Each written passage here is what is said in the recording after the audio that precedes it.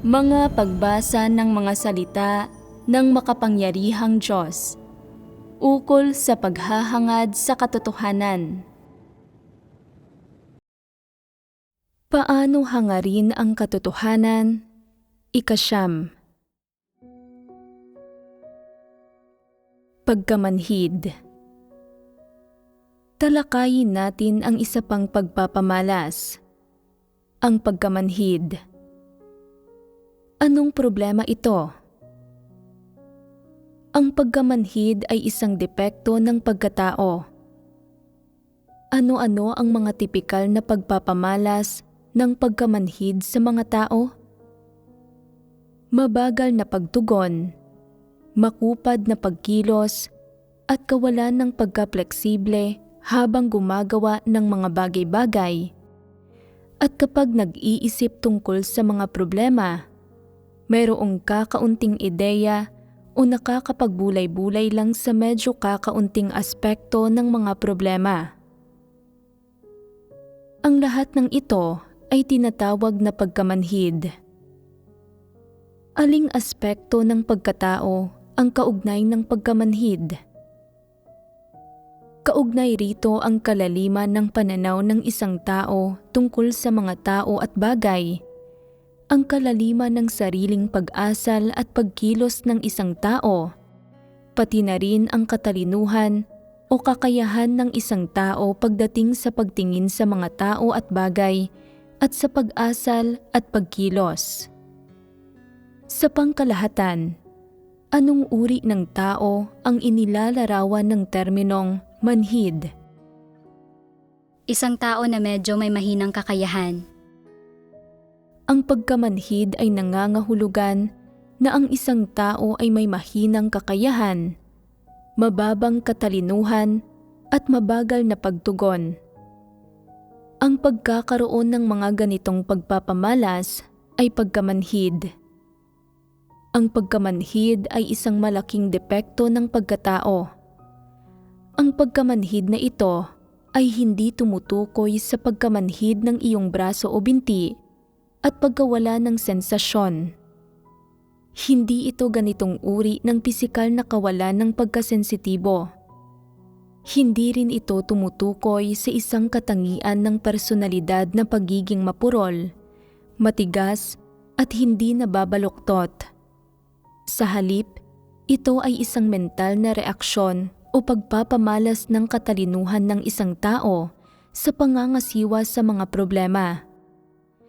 Ang ganitong uri ng tao ay madalas na nasa kalagayan ng pagiging manhid, mapurol ang isip at walang reaksyon pagdating sa mga tao, pangyayari at bagay sa paligid niya. Ibig sabihin, nakikita niya ang mga bagay pero hindi niya makilatis ang diwa ng mga bagay na iyon at hindi mapansin ang mga problema sa loob. Kapag pinaalalahanan mo siya na may problema rito, wala man lang siyang reaksyon at hindi niya alam na problema ito. Kahit may isang tao na nagbabanggit ng problema sa kanya, hindi pa rin niya malinaw na maunawaan ang kalubhaan ng problema o ang diwa ng problema. Dahil dito, napakabagal niyang pinangangasiwaan ang maraming usapin. Ito ay pagkamanhid. Ang mismong pagkamanhid ay isang depekto ng pagkatao. Tungkol naman sa mga taong manhid, anuman ang edad nila o manhid man ang anumang parte ng kanilang pisikal na katawan, sa usapin ng mga pagpapamalas ng kanilang pagkatao sa aspektong ito, hindi nila kayang gumawa ng partikular na esensyal na gawain, ni kayang pumasa ng gawain na may kaugnay na teknikal na nilalaman o na may likas na mataas na espesyalisasyon. Siyempre, hindi rin kaya ng gayong mga tao na maging mga leader at manggagawa. Kung manhid ang isang leader o manggagawa, lilitaw ang gulo sa gawaing kanyang ginagawa. Ito ay mahihinto at hindi makakausad. Hindi niya napapansin ang mga problema at hindi niya magawang agarang malutas ang mga ito. Kaya kapag may iba't ibang problemang lumilitaw, hindi niya mapansin ang mga ito at hindi malutas ang mga problema. Hindi niya makita ang mga problema gamit ang kanyang mga mata, kaya hindi niya masimulang lutasin ang mga ito at hindi niya alam kung anong gawain ang pinakamahalagang gawin. Araw-araw, kaya lang niyang gumawa ng kaunting panlabas na gawain sa nakagawiang paraan. Anumang mga pagsasaayos ng gawain ang iniaatas ng ang itaas, ipinapasa niya ang mga iyon. Pero pagkatapos niyang ipasa ang mga iyon, wala siyang ideya kung maipapatupad ba ng maayos ang mga iyon, kung anong mga resulta ang maaaring matamo o kung ano ang magiging kasunod na mga epekto. Hindi niya makilatis ang anumang bagay. Gaano man karaming tao sa paligid niya ang gumagawa ng kasamaan o nagdudulot ng mga kaguluhan o pagkagambala, hindi niya ito mahiwatigan. Hindi rin niya alam kung gaano karaming gawain ang kailangang subaybayan o aling partikular na gawain ang kailangang maipatupad. May taong nagtatanong sa kanya, "Naitalaga at naisaayos mo na ba ang gawain?" Sasabihin niya, "Naisaayos na ang lahat. Nakipagbahaginan ako sa kanila at binasa ko ng malakas ang pagsasaayos ng gawain minsan. Alam ito ng lahat." Ito ba ay pagpapatupad sa pagsasaayos ng gawain?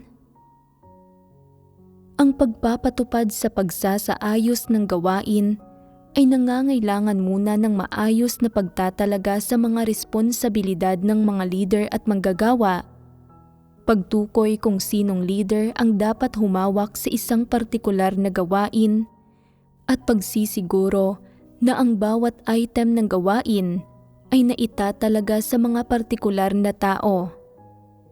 Dagdag pa rito, dapat masabihan ang mga leader at manggagawa kung paano ito konkretong gagawin at nang naaayon sa mga partikular na prinsipyo. Ang lahat ng usaping ito ay dapat malinaw na maipaliwanag para malaman ng lahat kung paano gawin ang gawain. Ito lang ang nangangahulugan ng pagtatalaga ng gawain. Kapag gumagampan ng gawain, binabasa lang ng malakas ng ilang tao sa iba ang pagsasaayos ng gawain at hinahayaan ang lahat na magbahagi ng kanilang pagkaunawa at mga damdamin tungkol dito at iyon na iyon. Basta't nakikita nila na abala ang lahat sa paggawa ng kanilang mga tungkulin, ipinagpapalagay nila na naipatupad na ng maayos ang pagsasaayos ng gawain. Sa puntong ito, kung tatanungin mo sila, mayroon bang anumang suliranin ang mga kapatid sa paggawa ng kanilang mga tungkulin? Mayroon pa bang anumang problema? Nakipagbahaginan ka ba para lutasin ang mga iyon? Sasagot sila, "Wala akong nabalitaang anumang problema. Titingnan ko." Sa totoo lang, hindi nagbanggit ng anumang problema o mga suliranin ang taong namamahala sa gawain, pero totoong umiiral ang mga suliraning iyon. Ito ay dahil masyado silang manhid na hindi nila mapansin ang mga iyon. Halimbawa, hindi nila nahihiwatigan kapag may dalawang tao na hindi magawang makipagtulungan at nag-aagawan sa katayuan habang ginagawa ang kanilang mga tungkulin at nakakaapekto ito sa gawain.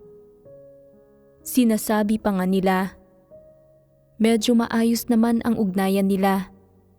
Nag-uusap at nakikipag-ugnayan sila sa isa't isa.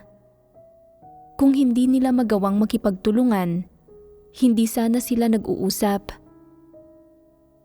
Tinatanong sila ng mga tao, nag-aagawan ba sila ng katayuan? Kaya ba nilang makipagtulungan ng may pagkakasundo? Sumasagot sila, "Hindi ko alam iyan." Pagkatapos magtanong-tanong, saka lang natutuklasan na hindi pala magawang makipagtulungan ng dalawang taong ito at nakikipagkompetensya sila sa isa't isa. Nakikipagkompetensya sa kung sino ang nangangaral ng mas matatayog na sermon, kaninong boses ang mas malakas at kung sino ang nakakapagsalita ng mas matagal. Matagal nang napansin ng hinirang na mga tao ng Diyos ang mga bagay na ito. Kung tatanungin mo ang taong iyon, maagap ba na nalutas ang mga problemang ito? Sasagot siya, "Hindi. Hindi pa nalutas ang mga ito. Hindi ko alam na ito pala ay gawaing dapat kong gawin." Ni hindi niya alam na lutasin ang ganoon kalaking problema. Hindi ba't mahina ang pag-iisip niya? Isang beses niyang binasa ng malakas ang mga pagsasaayos ng gawain at pagkatapos ay hinihingi niya na gumawa ang lahat ng deklarasyon at panata na gagawin ng maayos ang tungkulin ng mga ito at pagkatapos niyon, itinuturing niya na tapos na ang kanyang trabaho. Sinasabi niya sa kanyang sarili, "Naaalala ko kung sino ang leader ng iglesia, kung sino ang partikular na responsable sa kung aling item ng gawain, at kung sino ang namamahala sa gawain ng paggawa ng pelikula." Pero hindi talaga niya makita kung paano dapat isagawa ang partikular na mga item na iyon ng gawain. Ganito ang hitsura ng pagiging manhid at mapurol ang isip. Siya ay isang hangal na individual. Hindi niya mapansin ang anumang problema at hindi niya alam kung paano magbahaginan tungkol sa anumang aspekto ng mga katotohanang prinsipyo. Pagdating sa mga problemang may kinalaman sa mga katotohanang prinsipyo, hindi niya alam kung paano pagbahaginan ang katotohanan para malutas ang mga ito. Pagdating sa mga problemang may kaugnayan sa mga tauhan o gawaing administratibo, hindi rin niya mahiwatigan ang anuman sa mga ito. Kahit na totoong nakikita niya na hindi kayang gawin ng isang tao ang gawain, hindi niya alam kung paano ito lutasin. Hindi niya makilatis ang anumang bagay. Ito ang ibig sabihin ng pagiging manhid. Marunong lang siyang magsalita ng ilang doktrina, pero hindi siya mahusay sa gawain. May hitsura siya ng pagiging manhid at mapurol ang isip. Sabihin mo sa akin, ang ganitong tao ba ay isang leader na pasok sa pamantayan? Kung manhid ang mga leader at manggagawa, malaking problema ito. Talagang hindi sila makakagawa ng anumang gawain. Kung hindi niya ginagawa ang gawaing dapat niyang gawin, at kapag may isang taong nag-uulat ng problema, hindi rin niya ito pinapangasiwaan.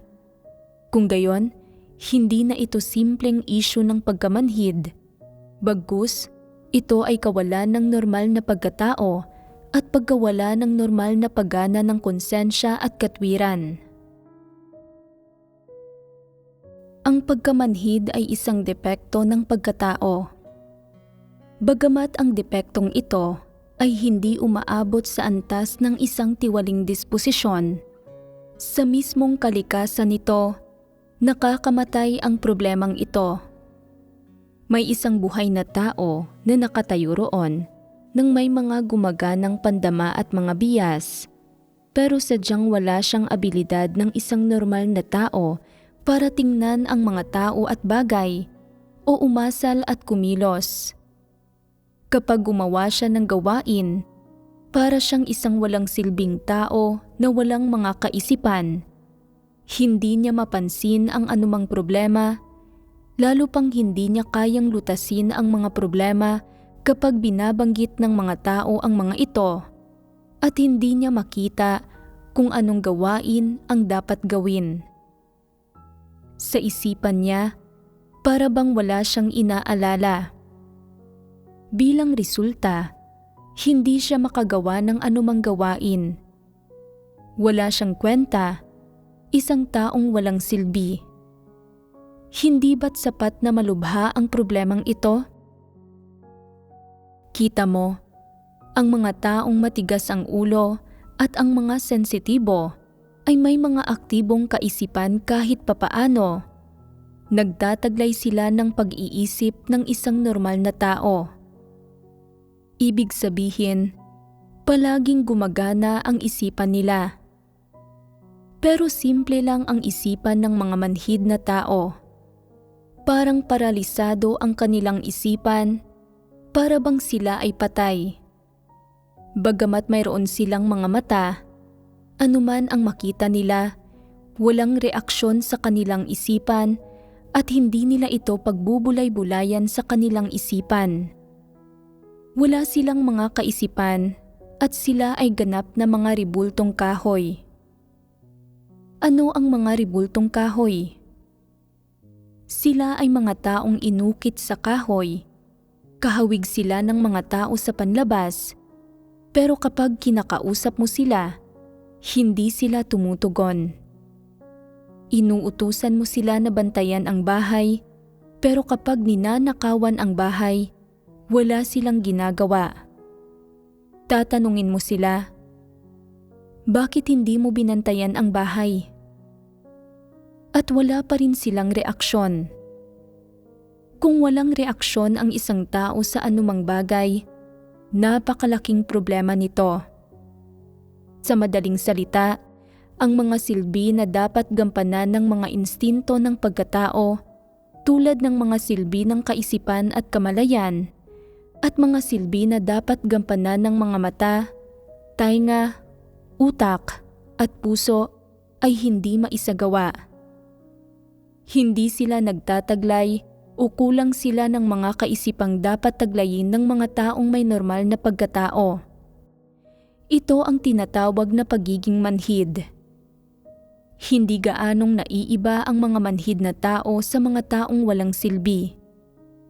Sinasabi ng ilang tao, sinasabi mo na manhid ang mga ganitong uri ng tao na hindi magampanan ng kanilang mga mata, tainga, at utak ang kanilang mga silbi. Pero kung iinsultuhin mo sila, magkakaroon sila ng reaksyon.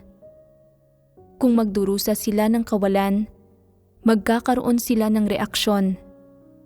Kaya, maituturing pa ba sila na mga hangal na tao? Maging ang ilang hayop ay nakakaintindi ng pananalita ng tao.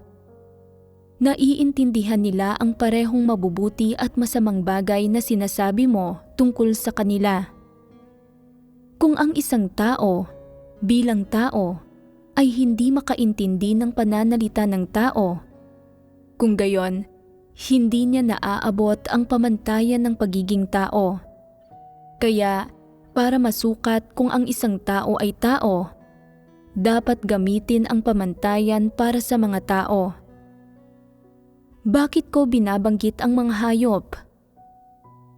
Ito ay para malaman mo na isa kang buhay na nilalang na nasa loob ng kategorya ng mga nilikhang tao, hindi isang hayop. Kung ikaw, bilang tao, ay walang mga kaisipan na tinataglay kahit ng mga hayop, kung gayon, masyado kang malayo sa pamantayan. Kahit ang mga hayop ay marunong maging mabait at makipaglapit sa mga mabuti ang trato sa kanila at nagbibigay ng kanilang pang-araw-araw na pagkain. Kung ikaw, bilang tao, ay walang gayong pagkatao, karapat-dapat ka pa bang tawaging tao? Bakit ko ito kinukumpara? Ito ay para ipaalam sa iyo na hindi ka isang hayop o isang mataas na uri ng hayop. Isa kang tao. Ikaw ang pinakamataas na antas ng nilalang sa lahat ng bagay na nilikha ng Diyos. Isang tao. Mayroon kang abilidad sa wika, abilidad na mag-isip, at abilidad na umunawa sa katotohanan. Nilikha ka ng Diyos para maging pinuno sa lahat ng bagay, para pamahalaan ang lahat ng bagay at ibang buhay na nilalang. Ikaw ang tagapamahala ng lahat ng buhay na nilalang sa lahat ng bagay. Para mapamahalaan ang mga ito, dapat mas nakahihigit ka sa mga ito. Dapat mas mahusay ka kaysa sa mga ito para magkaroon ka ng abilidad na pamahalaan ang mga ito. Sa makatuwid, ang pagbabanggit sa mga hayop ay hindi para maliitin ka, kundi para paalalahanan at ipaunawa sa iyo na dapat mas mahusay ka kaysa sa mga ito. Dapat mong gamitin ang mga abilidad na dapat taglay ng iyong pagkatao, pati na ang iba't ibang uri ng sentido komon at abilidad na natutunan mo mula pa noong isinilang ka para pamahalaan at pamunuan ang mga ito. Ginagawa ang dapat gawin ng isang tao kung ano ang iniatas ng Diyos na gawin mo. Kung itinuturing mo ang sarili mo bilang isang nilikhang tao, dapat mong gamitin ang pamantayan para sa nilikhang sangkatauhan para sukatin ang iyong pagkatao at ang iyong diwa. Hindi dapat mas mababa ang pamantayang ito kaysa sa pamantayang itinatag ng Diyos para sa sangkatauhan. Sa makatwid, para masukat ang kakayahan ng isang tao at ang mga problema sa iba't ibang aspekto ng kanyang pagkatao, kailangang gamitin ang pamantayan para sa mga tao. Maraming tao ang manhid ang pag-iisip at mabagal ang reaksyon sa usapin ng pagkatao na nagsasanhing hindi nila magampanan ng maayos ang marami sa kanilang mga tungkulin sa panahong ginagawa nila ang mga ito. Hindi sila mahusay sa gawain ng iglesia at hindi sila makapagsagawa ayon sa mga katotohanang prinsipyo. Kaya, dapat mong kilalanin ang sarili mo at alamin kung ano ang sukat mo. Kung hindi mo taglay ang ganitong uri ng kakayahan o pagkatao, o kung taglay mo ang depekto ng pagkamanhid sa iyong pagkatao, hindi ka dapat makipag-agawan sa pagiging leader o supervisor. Kung ikaw ay magiging isang leader o supervisor, alinmang gawain ng iglesia ang responsibilidad mo, magiging paralisado ang iglesyang iyon. Anumang item ng gawain ang responsibilidad mo, magiging lubos na magulo ang gawaing iyon. Kung hindi mo kayang maging mahusay rito, dapat tumabi ka na lang at hayaan ang mga may kakayahan na gumawa nito. Naiintindihan mo ba? Ang pagkakaroon ng kamalayan sa sarili at ang pagkatutong magbigay daan sa mga mas may kakayahan at ang pagrekomenda sa iba, ito ang prinsipyo ng pagsasagawa. Sinasabi ng ilang tao, "Napakamanhid ko na hindi ko matukoy kung sino ang magaling. Paano ko mairerekomenda ang sino man?" Kung hindi mo matukoy kung sino ang may mahusay na kakayahan at hindi ka makagawa ng mga rekomendasyon, kailangan mong matuto ng ilang aral. Kapag may nakikita kang isang tao na nakakaunawa sa katotohanan at kayang kumilati sa iba, dapat kang matuto mula sa kanya. Sa pamamagitan ng higit na pakikipagbahaginan sa kanya, matututo ka ng ilang bagay.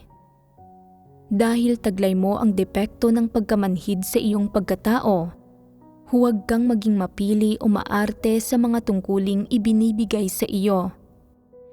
Taglay mo mismo ang depektong ito, kaya hindi maraming uri ng gawain at mga tungkulin ang kaya mong gawin. Kung, sa pamamagitan ng labis na pagsisikap, ay nakahanap ng isang angkop na posisyon para sa iyo at nagiging mapili at maarte ka pa rin, hindi na ito isang problema ng pagkamanhid o isang depekto ng pagkatao. Bagkus, Ito ay isang tiwaling disposisyon.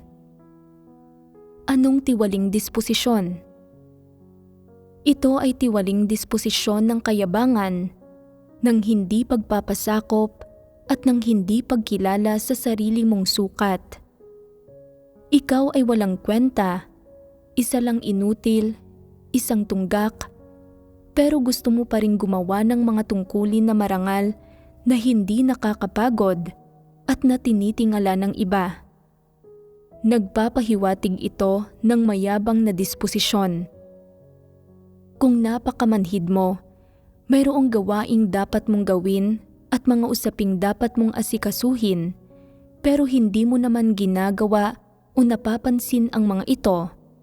Kung hindi ka man lang nag-aabalang kumilos ng kaunti kapag nagkakaproblema ang mga bagay-bagay, at kahit kapag nakikita mo na may isang bagay na nakapipinsala sa mga interes ng sambahayan ng Diyos, binabaliwala mo ito at iniisip mong, hindi naman sa sarili kong pamamahay ang problemang ito, kaya hindi ako makikialam dito.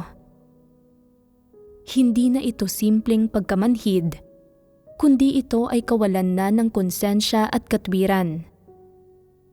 Kung mayroon kang kahit kaunting konsensya at katwiran at itinuturing mo ang mga usapin ng sambahayan ng Diyos bilang sarili mong mga usapin, kung gayon, dapat mong tuparin ang iyong responsibilidad at huwag hayaang mapinsala ang mga interes ng sambahayan ng Diyos. Pero kung wala ka ng ganitong mabuting layunin at wala kang ginagawang kahit isang mabuting bagay, hindi ba't ikaw ay isang taong mapurol ang isip at manhid? Diyan nagtatapos ang talakayan natin tungkol sa pagpapamalas ng pagkamanhid. Pagiging makapal ang mukha nang hindi nahihiya.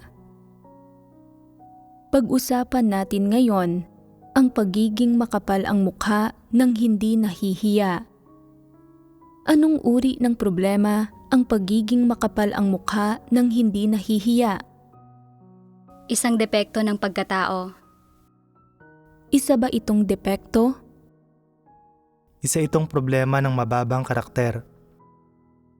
Ang mababang karakter ay nangangahulugan ng masamang pagkatao. Aling aspekto ng pagkatao ang kaugnay ng pagiging makapal ang mukha nang hindi nahihiya? Kaugnay rito ang konsensya at katwiran, pati na ang integridad at dignidad. Kaugnay rito ang aspekto ng karakter ng isang tao. Ano-ano ang mga partikular na pagpapamalas ng pagiging makapal ang mukha nang hindi nahihiya? Anong mga bagay ang nagpapahiwatig na ang isang tao ay makapal ang mukha nang hindi nahihiya? Anumang mga walang kahihiyang bagay ang ginagawa nila ay tiyak na mga pagpapamalas ng pagiging makapal ang mukha nang hindi nahihiya. Ang pambobola at paninipsip ng hindi man lang naaasiwa sa bagay na ito, hindi ba't ito ay pagiging makapal ang mukha nang hindi nahihiya? Bakit natin sinasabing ito ay pagiging makapal ang mukha nang hindi nahihiya? Dahil ang paggawa nito ay nagpapahiwatig na walang pakiramdam ng kahihiyan ang isang tao. Kaya niyang magsabi ng ilang salita na lumalabag sa konsensya ng normal na pagkatao o na hindi umaayon sa mga katunayan. Gaano man ka nakakaasiwa o kahindi kasiya-siya ang mga salitang iyon, nang hindi man lang namumula ang mukha o bumibilis ang tibok ng puso, at wala siyang pakialam kung ano ang tingin ng iba sa kanya matapos siyang marinig. Kahit pagtawanan siya ng iba, wala siyang pakialam. Wala siyang pakiramdam ng kahihiyan, hindi ba? Hindi ba't ang kawalan ng pakiramdam ng kahihiyan ay ang mismong pagiging makapal ang mukha nang hindi nahihiya? Isa pa, kapag malinaw na walang kwenta ang isang tao, pero hayagan pa rin siyang nakikipag-agawan para sa katayuan at para maging leader. Hindi ba't ito ay pagiging makapal ang mukha nang hindi nahihiya? Hindi lang siya nakikipag-agawan ng hayagan, kundi sa panahon ng mga halalan, pinipeke rin niya ang mga balota. Habang ang iba ay nagbibigay ng 1 boto kada tao, dinodoble niya ang boto para sa sarili niya. Hindi ba't ito ay pagiging makapal ang mukha nang hindi nahihiya? Kapag hindi sila ibinoboto ng iba, ibinoboto nila ang kanilang sarili. Ang gayong mga tao ay nakikipag-agawan para maging leader ng hindi nahihiya at walang anumang pakiramdam ng kahihiyan. Talagang sila ay makapal ang mukha ng hindi nahihiya. Sa pangkalahatan, ang mga nagmamahal sa katayuan at may ambisyon ay pawang nagnanais na ipresenta ng maayos ang kanilang sarili para maaari silang piliin ng iba bilang leader.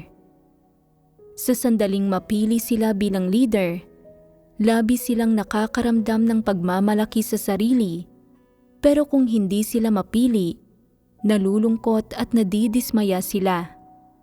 Isa itong normal na pagpapamalas. Gayunpaman, hindi ganito ang mga makapal ang mukha ng hindi nahihiya. Gagamitin nila ang kahit anong paraang kinakailangan para maging isang leader. Sinasabi nila, ayaw sa akin ng lahat at ayaw nila akong iboto, pero hahanap ako ng paraan para maging leader. Kahit pa kakailanganin kong mandaya at gumamit ng mga pakubling pamamaraan, idudulot ko na ako ang iboto ng lahat bilang leader. Sinasabi naman ng iba, kahit pa maging leader ka, hindi ka pa rin magugustuhan ng lahat. Wala kaming magandang opinyon tungkol sa iyo at masama ang reputasyon mo. Kung magsasaayos ka ng anumang gawain, walang makikinig sa iyo. Sasagot sila, kahit hindi kayo makinig sa akin, sisikapin ko pa ring maging leader. Talagang ang mga gayong tao ay labis na makapal ang mukha ng hindi nahihiya. Batay rito, hindi ba't walang kamalayan sa sarili ang mga gayong tao? Wala silang kamalayan sa sarili at mayroon silang medyo agresibong katangian. Batay sa mga kaisipan at pananaw ng mga makapal ang mukha ng hindi nahihiya patungkol sa kanilang sariling asal, wala silang pakiramdam ng kahihiyan sa kanilang pagkatao. Wala silang pakialam tungkol sa integridad o karakter. Walang konsensya o pakiramdam ng kahihiyan. Wala rin silang pakialam tungkol sa moralidad at sa batayan ng kanilang sariling asal. Binabaliwala nila ang lahat ng ito. Batay sa kanilang mga kaisipan at kamalayan, sila ay sobrang hangal, mangmang at mababang uri. Kaya naman, sinasabing mayroon silang mababa at masamang karakter. Kaya, ang mga walang kahihiyang bagay na ginagawa nila ay tiyak na bunsod ng kanilang mga maling kaisipan at pananaw. Sa panahon ng mga halalan sa iglesia, iginigiit nilang piliin ang kanilang sarili, iboto ang kanilang sarili at maging leader. Hindi katanggap-tanggap para sa kanila ang mabigong maging leader. At kung hindi sila magiging leader, kamumuhian nila ang mga kapatid dahil sa hindi pagboto ng mga ito sa kanila. Sa sandaling malaman nila na hindi mo sila binoto, hindi sila malulugod sa iyo. Kahit ano pa ang sabihin mo, pabubulaanan nila ito. Lubha silang malupit kapag nakikipag-usap sa iyo na para bang bumubuga sila ng apoy. Iniisip din nila kung paano ka gagantihan o pahihirapan at maaari pang tumanggi silang makipag-usap sa iyo sa buong buhay nila. Ang ibinubunyag sa mga partikular na kilos na ito ng mga gayong tao ay isang tiwaling disposisyon. Anong uri ng tiwaling disposisyon ito? Sa banayad na pananalita, ito ay kayabangan at pagiging masyadong bilib sa sariling mga abilidad. Sadyang gusto nilang maging leader. Gayunpaman, batay sa kanilang mga paraan ng paggawa sa mga bagay-bagay at iba't ibang pagpapamalas, sila ay mga taong may malupit na disposisyon. Kitang-kita ang tiwaling disposisyon nitong mga makapal ang mukha nang hindi nahihiya na may ubod ng samang pagkatao. Ang lahat ng kilos nila ay maaaring umabot sa antas ng mga tiwaling disposisyon. Ang pagiging makapal ang mukha ng hindi nahihiya ay isang pagpapamalas ng kanilang karakter. Sa kanilang pananalita at mga kilos, pinamumunuan sila ng aspektong ito ng karakter nila, at dahil dito ay nakakagawa sila ng maraming walang kahihiyang gawa at nagbubunyag sila ng iba't ibang tiwaling disposisyon gaya ng kayabangan at kalupitan.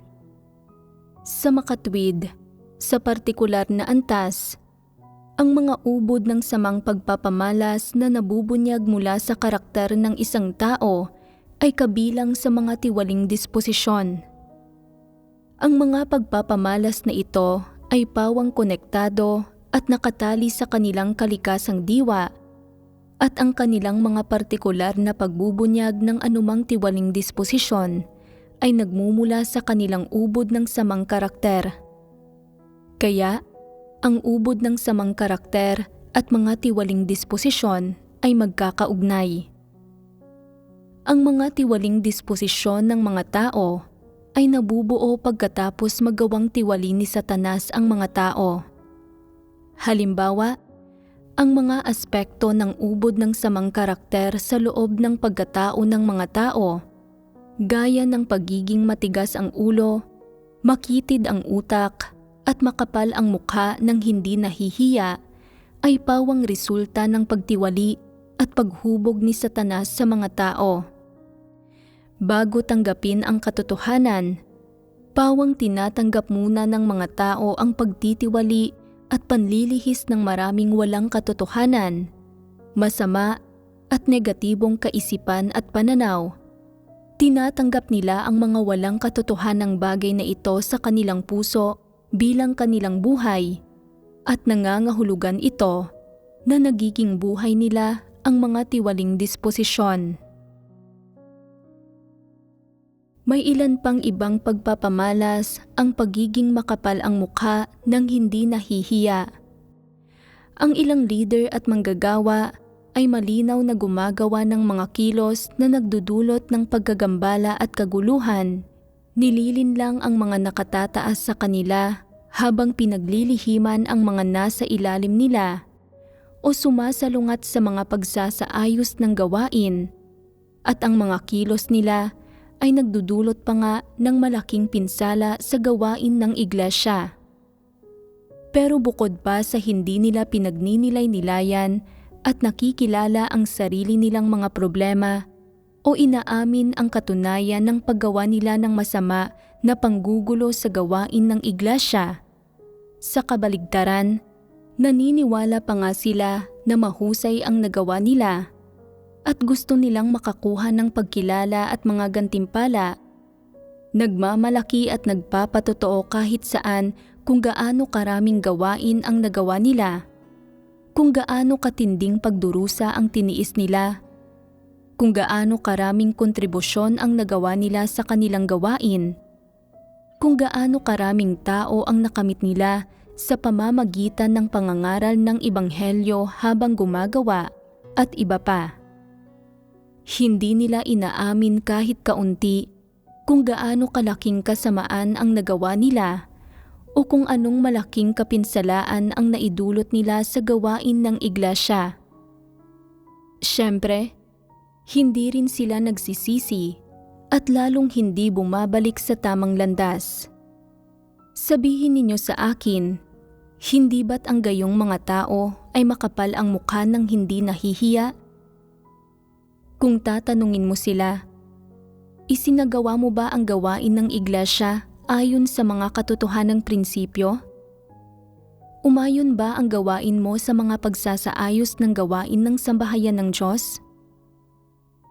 Iniiwasan nila ang paksa. Kung ilalantad ng ibang tao na nagdulot sila ng malulubhang kawalan sa mga handog ng Diyos habang nasa kanilang gawain, umaabot ng ilang daang yuan ang ilang kawalan, ang iba ay ilang libo, at ang ilan ay umaabot pa nga ng 10,000 libo. Ano ang magiging reaksyon nila kapag pinapabayaran ang mga iyon sa kanila? Ang mga normal na tao na may konsensya, katwiran, at pakiramdam ng kahihiyan ay napapalupasay na lang pagkarinig nito. Nakakaramdam ng pagkapahiya at kahihiyan mula sa kaibuturan ng kanilang puso. Paniniwalaan nila na hindi nila nagampanan ng maayos ang gawain nila at nalabis silang nagkautang sa Diyos, at kaya hindi nila susubukang pangatwiranan ang kanilang sarili. Kahit na gumawa sila ng kaunting konkretong gawain at nagtiis ng matinding pagdurusa, hindi nila iisipin na karapat-dapat itong banggitin. Kung tunay na nagawa ng maayos ang gawain nila, makakapagdulot ba ito ng labis na pinsala sa gawain ng sambahayan ng Diyos? Hindi. Batay lang sa pinsalang naidulot nila, mapatutunayan na hindi nagawa ng maayos ang gawain nila, kaya dapat silang umamin ng pagkakamali at magsisi. Nangangailangan man ng kabayaran o hindi ang mga kawalang idinulot nila, kahit papaano, dapat nilang aminin ang katunayan na nakapagdulot ng mga kaguluhan at pagkagambala sa gawain ng iglesia ang kanilang gawain. Tanging ang mga taong lubos na walang kahihiyan ang tatangging umamin sa katunayang ito. Sasabihin nila, kahit bayaran ko pa ang mga kawalan, hindi ko aaminin na nagkamali ako o na may ginawa akong mali sa gawain ko. Kahit mabayaran ko ang mga utang, isa pa rin akong taong nakagawa ng mga dakilang gawa, mas mahusay kaysa sa isang karaniwang tao sa sambahayan ng Diyos. Mayroon akong maluwalhating kasaysayan. Anong uri ng pagkatao ito? Sabihin mo sa akin, mayroon bang anumang pakiramdam ng kahihiyan ang mga ganitong uri ng tao? Kaya man lang ba nilang baybayin ang mga salitang pakiramdam ng kahihiyan? Kung tunay na wala silang pakiramdam ng kahihiyan, problema iyon. Kung malinaw nilang alam sa puso nila na nakagawa sila ng kasamaan, pero mapagmatigas silang tumatangging aminin iyon ng pasalita, hindi ba't napakatigas ng kalooban ng mga gayong tao? Kung kinikilala nila sa puso nila na may nagawa silang kasamaan at kaya rin nila itong aminin ng pasalita, kung gayon, maituturing pa rin na nagtataglay sila ng konsensya. Mayroon pa rin silang pakiramdam ng kahihiyan sa loob nila. Kung bukod sa tumatanggi silang aminin ito ng pasalita, ay masuwayin din sila sa puso nila, palaging lumalaban at nagpapakalat pa nga ng mga pahayag sa lahat ng dako na hindi sila tinatrato ng patas ng sambahayan ng Diyos at na sila ay mga biktima ng kamalasan. Kung gayon, malubha ang problema nila. Gaano kalubha? Wala silang anumang konsensya at katwiran. Ang konsensya ay dapat parehong may kasamang pagpapahalaga sa katarungan at kabutihan. Ang isang aspekto ng pagpapahalaga sa katarungan ay na dapat mayroon ang mga tao ng pakiramdam ng kahihiyan. Kapag alam ng mga tao kung ano ang kahihiyan, saka lang sila maaaring maging matuwid, magkaroon ng pagpapahalaga sa katarungan at magmahal sa mga positibong bagay at kumapit sa mga ito. Gayunpaman, kung wala kang pakiramdam ng kahihiyan sa iyong konsensya at sa iyong pagpapahalaga sa katarungan, at hindi mo alam kung ano ang kahihiyan, at kung kahit matapos makagawa ng mali, hindi ka nahihiya tungkol dito at hindi mo alam na magnilay-nilay o kamuhian ang iyong sarili, at wala kang nararamdamang pagsisisi, at wala kang pakialam kung paano ka inilalantad ng iba, at hindi namumula ang mukha mo, at wala kang nararamdamang kahihiyan. Kung gayon, may problema ang konsensya mo bilang tao at masasabi rin na wala kang konsensya. Sa ganoong kaso, mahirap tukuyin kung masahol ba o masama ang puso mo. Posible na masama ang puso mo, na ito ang puso ng isang lobo. Hindi positibo, kundi negatibo. Ang mga taong walang konsensya at walang pagkatao ay mga demonyo. Kung may ginawa kang mali at wala kang nararamdamang anumang kahihiyan, at walang nararamdamang anumang pagsisisi o pagkakonsensya, at bukod sa hindi ka nagninilay-nilay sa iyong sarili, ikaw rin ay nakikipagtalo, kumukontra, at nagtatangkang ipagtanggol at pangatwiranan ang iyong sarili. Nagpapanggap na may magandang anyo. Kung gayon, kung susukatin ayon sa pamantayan ng pagkatao, may problema sa pagkatao mo. Ano man ang lagay ng katwiran mo, kung hindi ka pasok sa pamantayan ng konsensya, mahirap tukuyin kung mayroon ka nga bang pagkatao o wala. Huwag nating pag-usapan kung ano ang iyong panloob na espiritu, kung saan ka nanggaling, o kung anong kasamaan ang nagawa mo noon. Huwag nating pag-usapan ang iyong nakaraang buhay.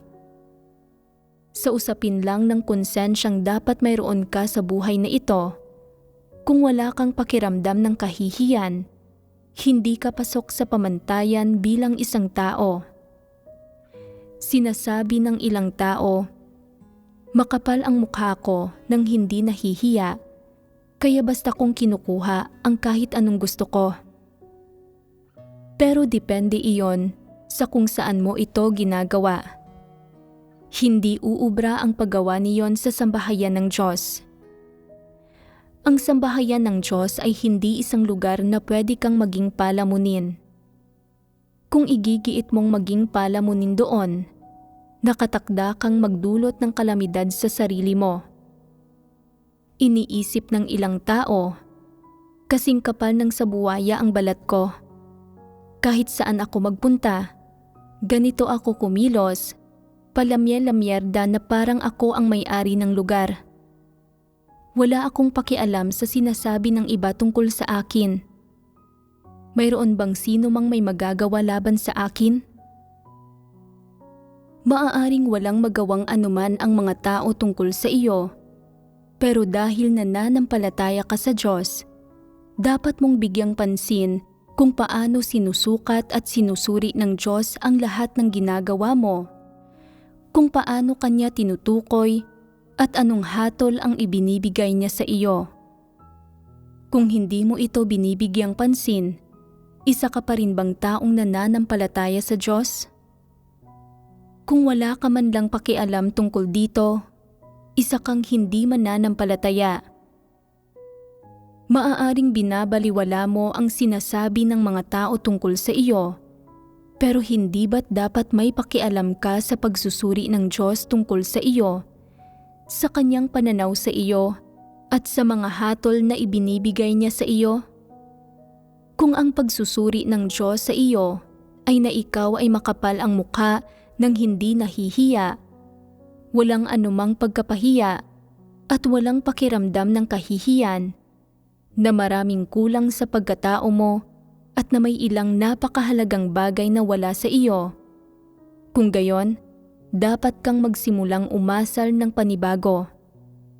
Dapat kang magsisi at huminto sa pagbuo ng sarili mong pangangatwiran.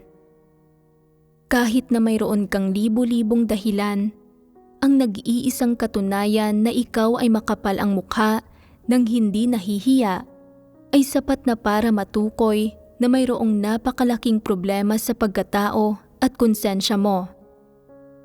Sa ganito lamang na pagsukat, napakalubha na ng problema mo. Kung nauunawaan mo ang sinasabi ko, dapat kang magsisi at huminto sa pag-iisip ng sarili mong pangangatwiran sa loob ng puso mo. Ang pangangatwiran mo ay nagmumula sa pagkamainiti ng ulo, sa mga emosyon, kay Satanas. Kahit pa naniniwala ka na hindi mali ang pangangatwiran mo, hindi ito ang katotohanan. Hindi lubos na nakabatay sa iyong mga tiwaling disposisyon ang pagsusuri ng Diyos sa iyo.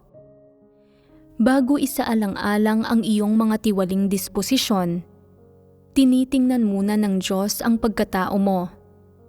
Kung ano ang iyong pagkatao at ang iyong saloobin sa bawat usapin ay natutukoy ng iyong karakter. Ang naoobserbahan ng Diyos ay tiyak na tumpak at ang pamantayang ginagamit niya sa pagsukat sa iyo ay umaayon din sa katotohanan.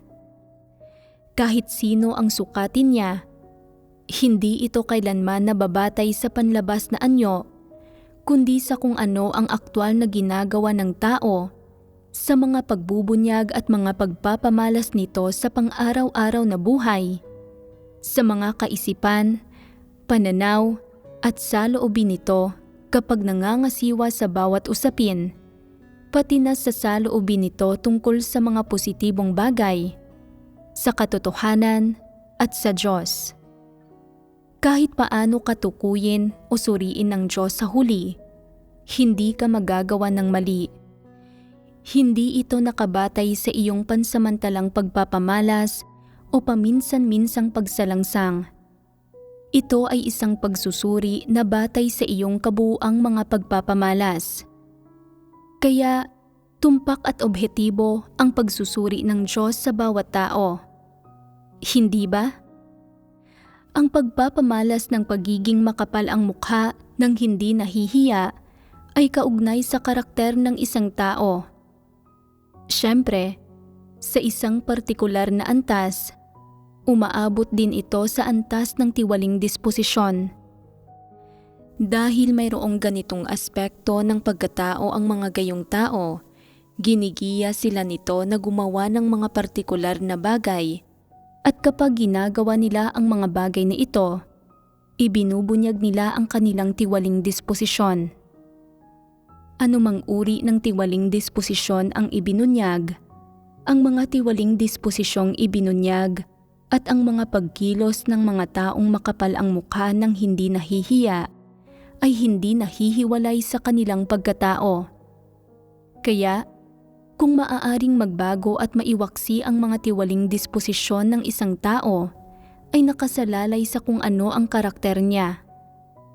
Kung ang karakter niya ay masama, kung nilalabanan niya ang katotohanan, nasusuklam at tutol siya sa katotohanan at tumatangging tanggapin ang katotohanan, kung gayon, magiging mahirap iwaksi ang kanyang mga tiwaling disposisyon at hindi siya magkakamit ng kaligtasan.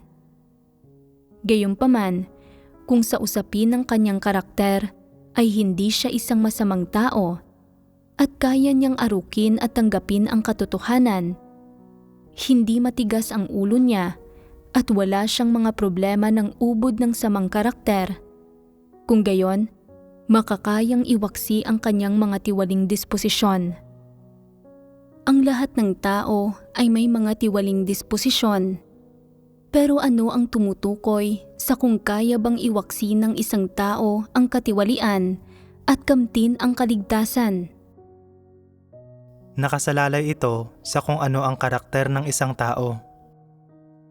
Mismo, nakasalalay ito sa kung mabuti ba o masama ang pagkatao ng isang tao.